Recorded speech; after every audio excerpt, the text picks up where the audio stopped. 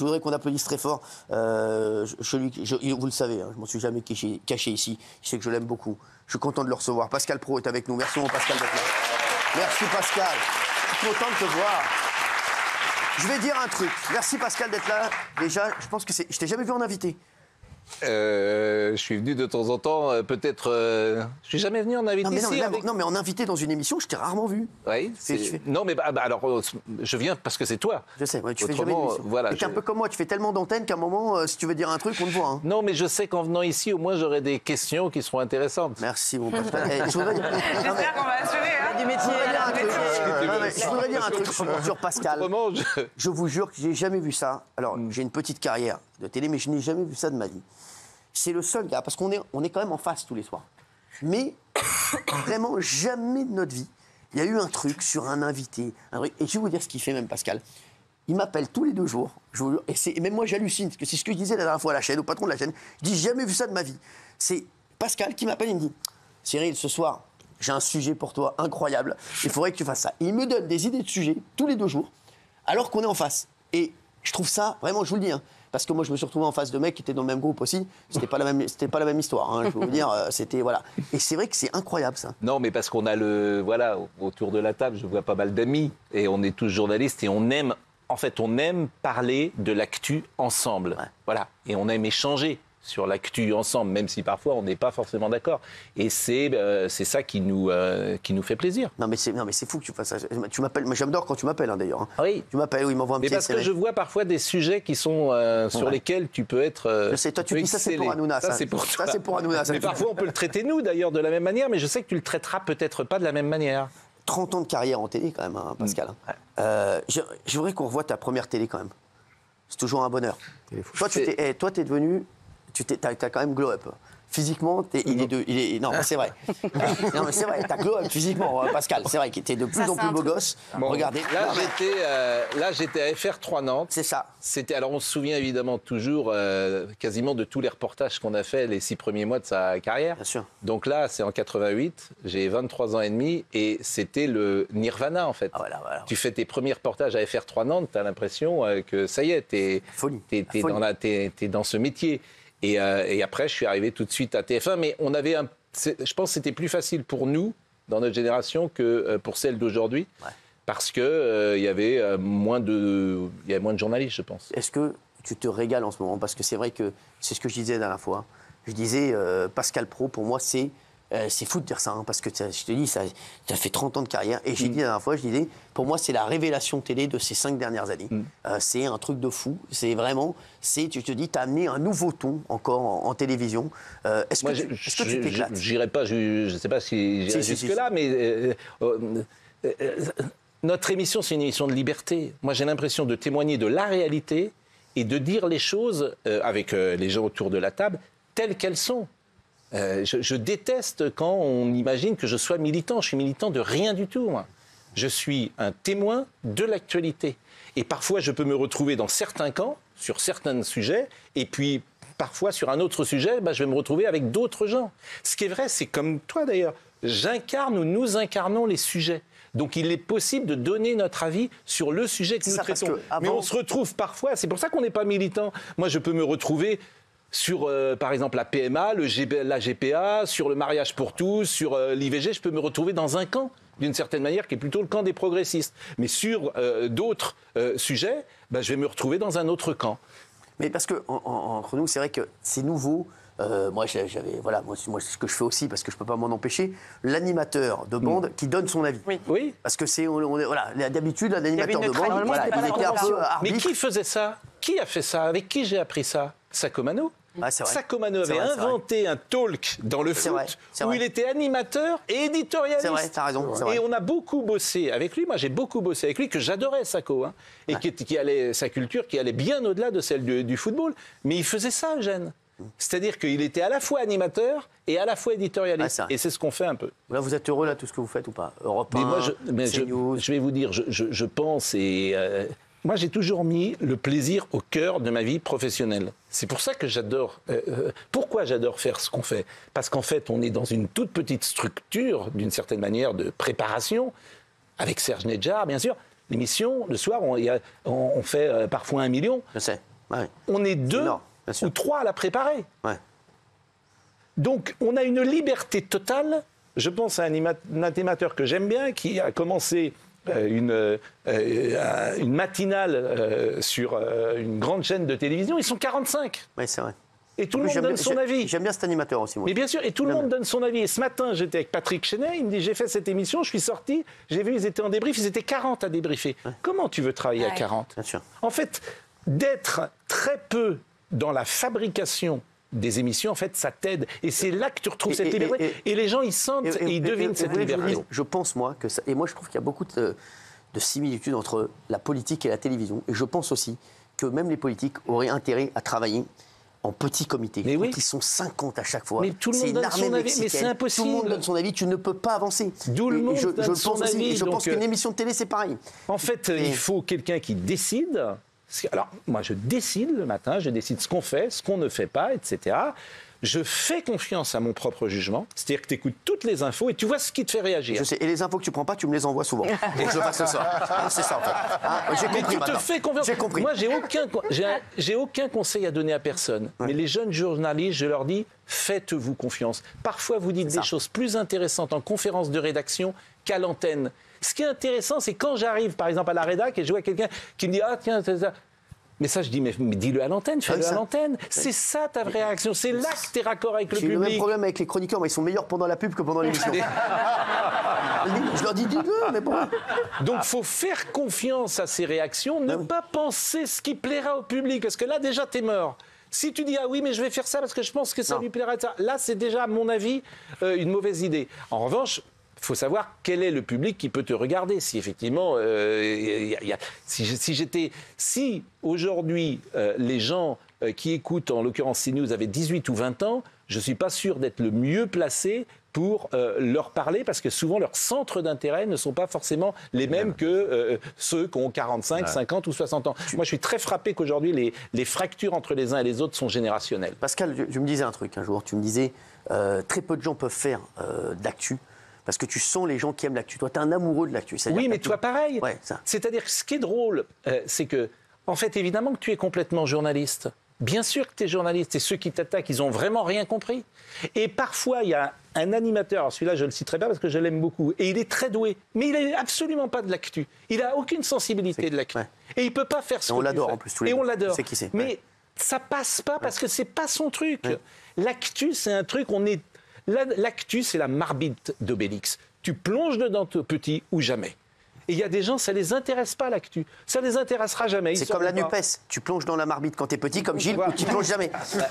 Et il est toujours de la NUPES. Mais toujours. Et c'est le dernier, alors. Oui.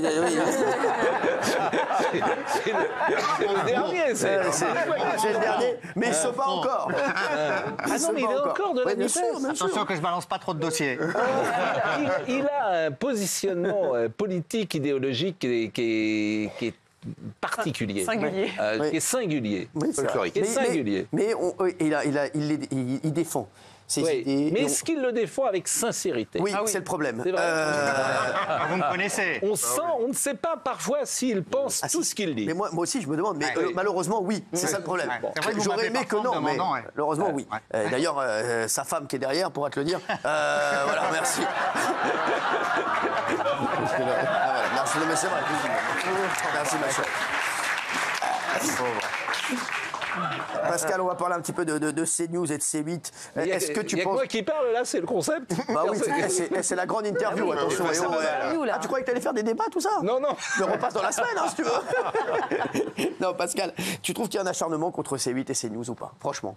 Honnêtement, c'est la rançon du succès. Voilà. Ouais. C'est-à-dire que c'est ça, c'est la rançon du succès. C'est-à-dire que aujourd'hui, tu es une cible... Parce qu'effectivement, le problème de CNews et le problème de C8, fondamentalement, c'est que ça marche. Point. Le reste... J'aimerais rappeler un truc, parce que CNews, il y a 3 ans? Ça faisait quoi? Ça faisait 0,05. Alors, il y a 3-4 ans, ça devait être... je pense que ça avait déjà un peu monté, mais disons qu'en 2016, on est à 0,5. Ouais. En 2005, on est à 0,7. En 2016, on est à 0,5. Et aujourd'hui, hier, je crois qu'on a fait 3,5, 3,6, 3,7. Tous les jours, on est au-dessus de 3. Mais parce que les gens, là encore, c'est le public... Ils ont compris que ceux qui sont autour de la table disent les choses avec liberté et non pas telles qu'ils pensent qu'il faut dire les choses. Donc c'est essentiel dans le rapport au public. Ils peuvent se tromper, bien évidemment. Ils peuvent, quand on parle de pluralisme autour de la table, évidemment, il y a le pluralisme. Mais il n'y a pas ce qu'il y a de le plus horrible sur les plateaux de télévision. C'est des gens qui te disent en dehors de l'antenne quelque chose et qui, en plateau, te disent autre chose. Ça, c'est pas possible. La fameuse posture. Ça, c'est pas possible. C'est-à-dire que moi, les gens qui me connaissent, et ils me connaissent. Gilles me connaît depuis combien de temps? Très longtemps. Bon, pas que trop lui, longtemps peut-être. Oui, je pense. Bon, c'est ce que tu voulais dire. Bon. Et je dis toujours en dehors de l'antenne. Et par ailleurs, Non, je dis jamais changé d'orientation. Je dis en dehors de l'antenne. Je dis toujours. Qu'est-ce que tu as pensé des auditions de CNews et de Je pense qu'elles seront contre-productives à l'arrivée. Ouais. Je pense que d'abord vous avez vu des gens qui sont des commissaires politiques. Donc ces gens-là, ils reprennent une célèbre formule pour les gens qui ne pensent pas comme nous. 4 murs, c'est encore 3 de trop. Bon.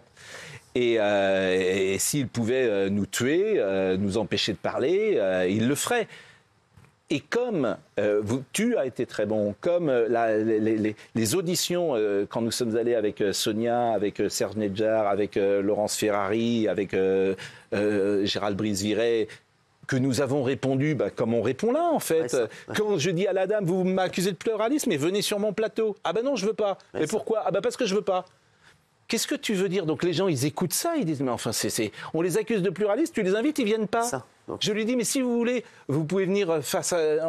J'enlève tout le monde et il n'y aura que vous. Ouais. Non. Je sais, c'était Sophie Taillé-Polluant. Oui. Oui. Donc, qu'est-ce que vous voulez faire? Je pense que... Pourquoi ils ne viennent pas fondamentalement? Parce que tu leur poseras des questions, peut-être que les autres ne leur poseront pas. Ouais. Mais moi, je pose à tout le monde les questions de la même manière. Quand j'ai reçu Éric Zemmour, les fans d'Éric Zemmour, et pareil pour Gauthier Lebret qui vient ici, ils n'ont pas de mots assez durs sur Gauthier Lebret ou sur moi quand on reçoit Éric Zemmour parce qu'ils trouvent qu'on ne l'interviewe pas comme il faudrait. Aujourd'hui, vous avez fait des demandes de personnalités de gauche pour revenir après l'audition sur le plateau? Alors, il peut en avoir des personnalités de gauche. Ce qui ne vient pas, c'est... les amis de Gilles. Mathilde Panot, elle viendrait sur votre plateau? Je pense qu'elle ne veut pas venir. C'est ça, oui. Mais quand je dis Olivier Faure, c'est normal. Olivier Faure du PS, je dis, il a vendu son âme pour un plat de lentilles. Donc je comprends, je lui poserai cette question. En fait, Olivier Faure, qui est premier secrétaire du PS, s'il ne s'allie pas avec la NUPS, il n'est pas élu. Exactement. Il n'est pas élu député. Donc je lui pose la question. S'il vient sur mon plateau, ça vous ennuie pas les positions de la NUPS sur le 7 octobre? Vous me regardez en me demandant je ne suis pas le porte-parole de la NUPS. Un petit peu. Sur ce plateau, oui. Donc ça m'ennuie, mais ça n'empêche pas de m'intéresser à plein d'autres positions. Donc on posera toutes les questions, mais je peux poser les questions, mais à tous, me semble-t-il, de la même manière, parce que c'est dans notre ADN de journaliste d'être parfois... d'apporter la contradiction. Pascal, ça vous embête les critiques de quotidien, etc., ou pas du tout? Parce que j'ai vu que non, parce que vous avez fait très fort avec Jeff Panaclock, qui a été repris. Oui, ce qui est ennuyeux, d'abord, que ce soit systématique peut nous ennuyer, bien évidemment. Moi, je trouve que c'est malhonnête. Ouais. Puisque tu prends des bouts. J'ai cité le traitement du débat Valérie Hayé, Marion Maréchal, présenté par Sonia et par Laurence Ferrari. Et j'ai cité le traitement qu'en a proposé Quotidien. Et c'était Julien Belvert qui explique qu'il y a des questions CNews. Regardez les questions CNews. Et tu fais un montage sur 1 heure en posant, il y a eu 50 000 questions qui ont dû être posées, mais tu ne reviens que sur les questions de sécurité. Mais là où c'est malhonnête, c'est que si tu vas sur un autre plateau de télévision, ce seront sans doute les mêmes questions qui seront posées sur la sécurité. Si tu as Marion Maréchal, tu vas l'interroger sur la sécurité et tu peux faire le même montage. Mais là, tu dis, regardez, ils n'ont parlé que de ça. Ben non, ils n'ont pas parlé que de ça, en fait. En l'occurrence, elles n'ont pas interrogé que là-dessus. Ce sont des questions CNews. Mais il y a des questions CNews, et puis il y aurait des questions TF1, et il y aurait des questions Quotidien. Tout ça n'a pas de sens. Juste moi, j'ai vu, il y a Jean-Michel Apathy, donc chroniqueur dans l'émission de Jeff Panaclock, de Yann Barthès. Il était un peu énervé parce que je l'ai un peu vanné dans l'émission. Et c'est dingue parce qu'eux, ils peuvent faire des trucs sur nous tous les jours. Mais nous, dès qu'on fait un truc, on a l'impression que c'est un drame. Bah c'est ce qu'on appelle, c'est le privilège rouge ou le privilège politiquement correct. C'est la bonne conscience, parce que en plus, tout le monde se connaît dans ces métiers. Tout le monde se connaît. Donc tout le monde sait qui est qui.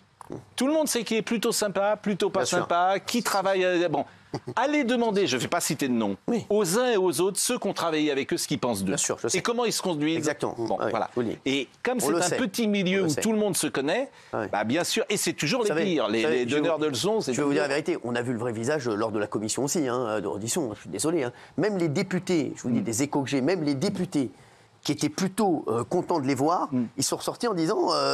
flemme un peu quand même. Est-ce qu'on ne préférait pas Pascal Praud et Hanouna, les gars? Non, mais je vous jure que des échos que j'ai, c'est ça. Même parce que là encore, évidemment qu'on peut vous reprocher des choses, évidemment qu'on peut me reprocher des choses, mais on ne te reprochera pas ton authenticité, ta sincérité, ton engagement. Voilà. Après, comme tout à chacun, c'est de la télévision, c'est pas le Collège de France, ce qu'on fait. Donc tu peux te tromper, tu peux avoir... Mais personne ne remettra en cause, à mon avis, quelque chose qui est le plus important aujourd'hui, mais c'est vrai aussi dans la vie d'ailleurs, c'est ton authenticité et ton engagement. Et ça, je pense que le public, il perçoit ça, et que parfois, je pense que ça leur a fait beaucoup de mal à eux, parce qu'ils ont perçu quelque chose, notamment sur l'animateur principal, de faux, et que ça infuse, c'est des choses qui infusent. La fausseté, le côté fake, F-A-K-E, ça infuse. Et je ne parle même pas de M. Apathy, évidemment, qui, depuis bien longtemps, lui, est perçu tel qu'il est. Je sais que Jeff Panaclock, on a vu son vrai visage derrière la marionnette. Pascal, est-ce que tu dors toujours dans ta voiture? Oui. Je ne dors pas tout le temps, c'est la sieste dans ma voiture. Je précise que j'ai un appartement. Parce que tu sais qu'à chaque fois que je vois quelqu'un, il me dit Pascal Praud, qu'est-ce qu'il bosse? Il dort même dans sa voiture. Mais non, parce que. Moi, je l'ai lu dans un article du Monde, ça m'avait étonné. Mais non, mais parce que, en fait, comme j'arrive le matin à 7h et je repars à 21h15 le soir. Et après déjeuner, je vais dans ma voiture, je mets un masque de sommeil, je mets des bouchons d'oreille, et entre le moment où je rentre dans la voiture et le moment où je sors de la voiture, je me mets sur le siège du conducteur, et il se passe 50 minutes, donc je dois dormir 40 minutes, et après tu reviens en pleine forme. Est-ce que vous avez des questions pour Pascal? Géraldine, j'ai rien. Pascal, est-ce que vous aimeriez présenter le débat de l'entre-deux tours de la élection présidentielle? Non, c'est parce que c'est pas mon casting. Souvent, je trouve par exemple que Laurence et Sonia, il y a quelque chose chez elles qui est plus institutionnel que moi, de plus prestigieux peut-être que moi dans la présentation, qu'elles sont plus adaptées à ce genre de présentation, et que moi, c'est pas mon casting.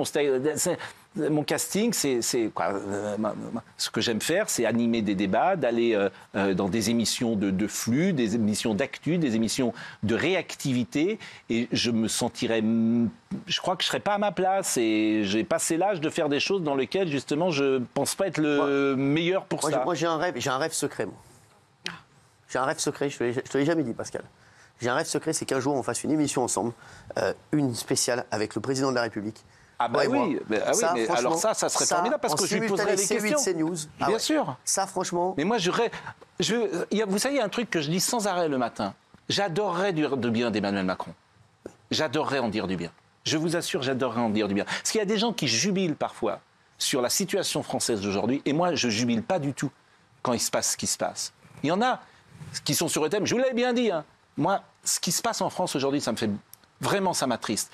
Les gens de ma génération ne reconnaissent plus la France dans laquelle ils ont grandi. Je ne peux pas vous dire autre chose. Ils se sentent dépossédés culturellement. Et ils sont en très grande difficulté. Ils ne reconnaissent pas les us et coutumes de cette France qu'ils ont aimée. Donc forcément, le président Macron, qui est au cœur du système, j'irai l'interroger là-dessus. Et c'est pourquoi, sur des questions qu'on a eues 50 000 fois, je défendais l'assimilation. Parce que les sociétés multiculturelles, elles ont beaucoup de mal à vivre ensemble. C'est pour ça que je défends l'assimilation. C'est-à-dire que c'est pour ça que les parents italiens disaient à leurs enfants « Tu ne parles pas italien. Je t'interdis de parler italien. » Et c'est pour ça qu'Aldo Platini appelait son fils Michel pour l'assimilation. C'est pas...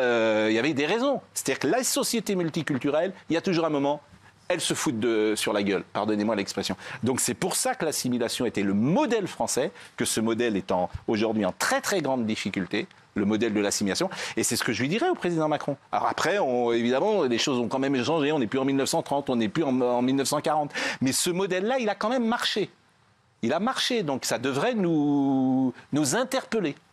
Merci. Les deux face à Macron, ce serait énorme. Est-ce que vous avez un pire souvenir d'interview? C'est-à-dire qu'on connaît vos coups d'éclat, vous n'hésitez pas à dire à vos invités quand ils vous énervent, mais est-ce qu'il y a eu une émission ou une interview qui a été complètement ingérable pour vous? Mais parfois, t'es mauvais. Parfois, t'es pas très bon, ça m'est arrivé. Voilà, il y a une émission avec Claire Nouvian, franchement, j'étais pas le meilleur, évidemment. Ce que j'avais dit à la commission d'enquête, j'avais calculé 4000 heures d'antenne. On te sort toujours les 5 mêmes clashs sur 4000 heures d'antenne. Ouais. Donc c'est Claire Nouvian, c'est Caroline Mécari, bon. Alors parfois t'es pas très bon, ça arrive, voilà, t'es pas très bon, t'as pas le bon mot, t'as pas l'humour, t'as pas la bonne réponse, etc. Bon, c'est pas très grave, mais en même temps, on a une chance, nous, dans notre métier, c'est qu'une émission chasse l'autre. Donc même si tu as quelque chose qui va pas bien, quelques heures plus tard, tu as une autre émission. Et puis, sur un chroniqueur chasse l'autre. Mais tout ça n'est pas très grave. C'est ça que je veux vous dire. Tout ça n'est pas très grave. Vous avez changé de radio, vous avez quitté RTL pour Europe 1. Oui. Je sais que sur CNews, vous êtes très bien, mais vous avez eu des propositions pour quitter CNews et aller ailleurs. Est-ce que vous avez été tenté parfois? Ou est-ce que vous vous installez dans la durée sur CNews? Non, d'ailleurs, ils le savent, mes patrons, je ne quitterai jamais CNews. Donc ils le savent. Pourquoi? Parce que la liberté que j'ai, en fait, le plus important pour moi, c'est et le plaisir et la liberté. L'un est lié à l'autre. Je n'aurai jamais autant de liberté que je n'en ai à CNews. Exactement. Pour les raisons qu'on a dites de tout à l'heure. Comme moi ici. Hein. Donc voilà, c'est même, je devrais même pas dire ça parce que mes patrons, ils le savent, je ne quitterai jamais CNews. Rost. Sauf s'ils me virent, ça c'est les patrons à un moment. Moi j'ai quelques questions. Ah d'accord. Parce que tu sais qu'il y a un film après. Hein. Non mais c'était chaud bien, t'as quelques questions, mais bon, les 20 même. Non mais ce que je veux dire. Non mais Pascal, on se connaît très très bien. On a fait pratiquement 10 ans ensemble sur CNews. On s'est engueulé une fois avec Patrice Evra sur un plateau et ça tourne encore. C'est clair. La nouvelle émission, je sais que vous nous en parliez déjà même 4-5 ans avant que l'émission ne se mette en place, puisque vous, à l'époque, vous vouliez que je fasse partie de l'équipe et qu'on en avait discuté. Mais cette émission, quand elle a commencé, j'ai constaté que vous êtes parti dans une direction que vous aviez déjà au fond, qui est le côté réac. Vous me traitez de réac, un réac qui est pour la PMA, qui est pour la GPA, qui est pour l'IVG dans la Constitution, même pour GTA. qui est pour le... exactement. Bon. Il n'y en a pas beaucoup. Hein. Généralement, c'est pas là qu'on trouve le plus de réac. Donc, ce que vous dites, il n'y a qu'une chose sur laquelle je suis effectivement très conservateur, c'est la culture, la langue française, l'école, l'autorité. Parce que franchement, réac, c'est pas le mot qui convient. En plus. Vous feriez marrer mes filles si vous leur dites que j'étais réac. Merci Pascal pour votre proposition. C'est moi qui vous remercie. Et tu sais que, tu sais que je t'aime. Hein. C'est réciproque. Je sais, vraiment. Merci d'avoir été là. Allez, tout de suite. Merci. Merci.